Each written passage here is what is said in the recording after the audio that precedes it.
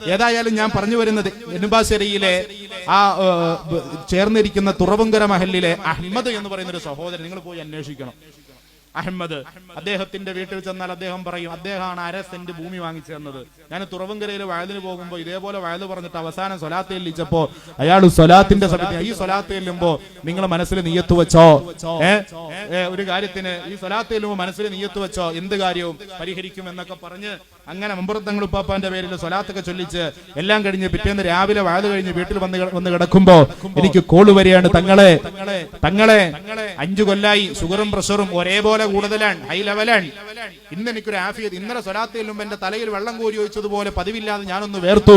ഇന്ന് എനിക്കൊരു ആഫിയത്ത് വന്നു, ഞാനൊന്ന് പോയി ടെസ്റ്റ് ചെയ്തു. തങ്ങളൊന്ന് ഇവിടം വരെ വരണം.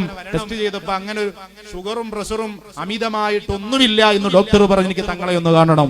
ഞാൻ അങ്ങനെ ഒരാഴ്ച കഴിഞ്ഞ് ഞാൻ ആ ഭാഗത്തോട് വാഴന്നിങ്ങനെ പോകുന്ന സമയത്ത് അവിടെ കയറിയപ്പോ ഒരു കുപ്പി വെള്ളം കൊണ്ടുവന്നിട്ട് പറഞ്ഞു, എന്റെ കണ്ണിന്റെ കാഴ്ച ശക്തി ഒരെണ്ണം നഷ്ടപ്പെട്ടിട്ടുണ്ട്, തങ്ങൾ ദുആ ചെയ്യണം.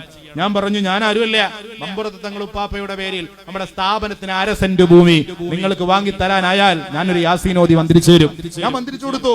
അൽഹംദുലില്ലാ, മന്ത്രിച്ച എന്റെ പുണ്യല്ല, പിന്നെ ആരുടെ പുണ്യാണ്?